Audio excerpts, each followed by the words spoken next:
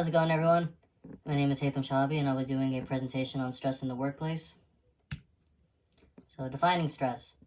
According to our textbook, there's a lot of different models and definitions of stress, and it's a complex construct, but essentially it is a physiological reaction to threatening events in one's environment.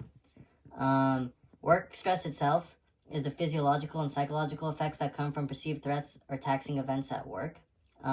And while an appropriate amount of stress can be positive when working and push people to accomplish their goals, if it reaches a extreme point, it can be unhealthy for your workers. Stress in the workplace occurs when events or tasks in the workplace stress a person beyond their healthy amount, and this can often stem from a poor fit between the worker and their employer. And poor fit doesn't have a negative connotation towards the worker. It just means that their skills don't meet the demands of the jobs. And these are all what can contribute to workplace stress, as I'll go through and define these. First, there's work overload. This is a common source of stress, and it results when a job requires excessive speed, output, or concentration. This could often lead to burnout. Underutilization is a source of stress that results from workers feeling that their knowledge, skills, or their energy are not being used to their full potential.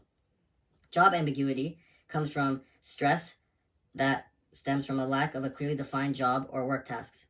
Lack of control is similar in the sense that it gives workers a feeling of having little input or effect on the job or the work environment they are in. While physical work conditions may not affect every job, they do affect some.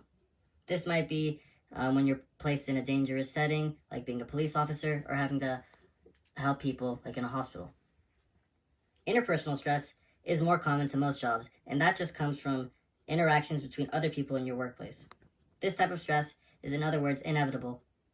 Harassment can also contribute to a large percent of work-related stress, and this includes sexual harassment or harassment due to group membership, such as gender identity, race, or sexual orientation. Organizational change can also stress out a worker due to the fact that their management may have changed or their coworkers may have left. Work-family conflict refers to the cumulative stress that comes from the duties of having a family and a job, and can really contribute to stress in the work setting and outside of the work. Workers with type A behavior pattern have actually shown to have increased stress levels when compared to their coworkers. One's susceptibility or resistance to stress, of course, can regulate what contributes to their stress. If you are more resistant than others to stress or more used to it, you may be able to cope better with the stresses that come with work. Self-efficacy refers to an individual's belief in his or her abilities to engage in their work. And with high self-efficacy comes lower stress. And the lower your self-efficacy, the higher stress you may experience. These ideas together are what make up workplace stress and contribute to the common patterns we see in American workplaces. Currently, I am working in a research lab at UC Irvine. Some of my duties include data entry, filing documents, helping run MRIs, interacting with participants, coordinating their visits, giving input on the design of studies, attending lab meetings, and filling out paperwork. While on the previous slide, I went over work stressors that affect everybody, I'm going to go over the ones that are specifically affecting me at work currently. I feel like I am underutilized since I've never asked for my ideas, nor am I ever given an opportunity to present my thoughts or opinions. Another issue I am presented with is job ambiguity. Assignments there are rarely consistent, and every day there are new problems presented to me.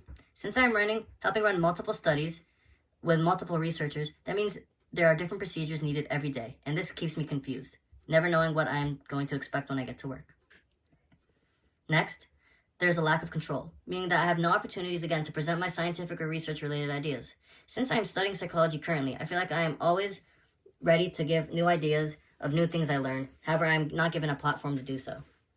While this next issue is not an issue in many labs, the physical work conditions affect me since there are long walks back and forth across UC Irvine's large campus. Lastly, like I said, this type of stress is almost inevitable, and it's interpersonal stress. And since I do not get along with every coworker, I endure this. I do not agree with many other of my coworkers' ways of working or ways of thinking, and this causes clashing at work. Allow us to look at some research on stress.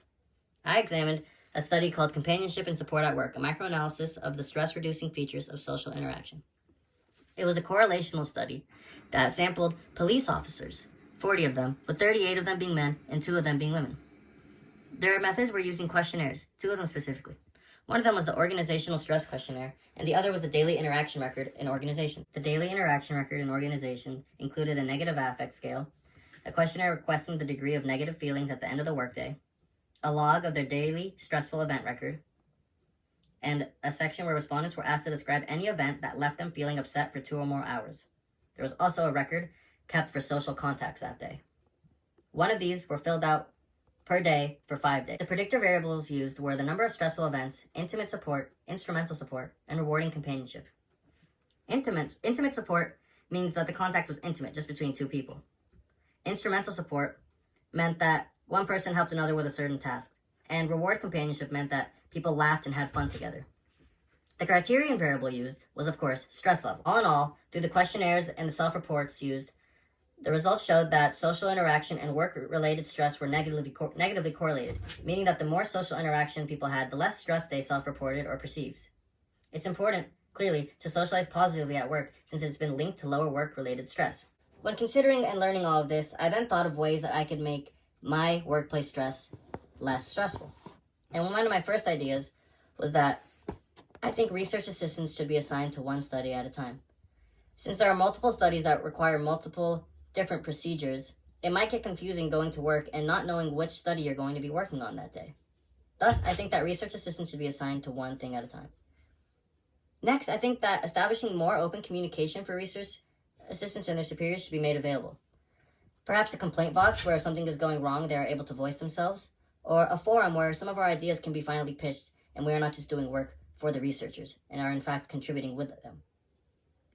Lastly, I think more consistent scheduling of MRI scans should be done. It almost feels like we are on call and scans can happen at any moment. If they were fixed on a schedule, it might be easier for me to attend more scans rather than having to miss them due to my own schedule. Thank you for listening to my presentation.